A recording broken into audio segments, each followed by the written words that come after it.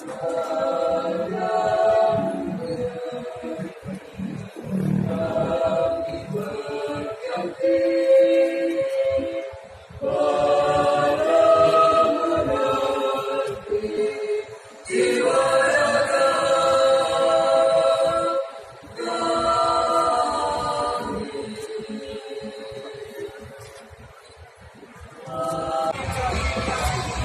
1, 2. Pemuda sekarang dia harus minyak ke belakang.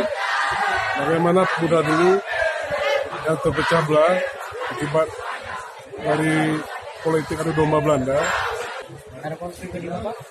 Ya, harapan saya dengan apa yang dibacakan tadi, tema tadi, mari kita bersatu. Kalau pemuda nak bersatu, itu negeri hancur. Harapan kami tetap, mari meningkatkan persatuan negara.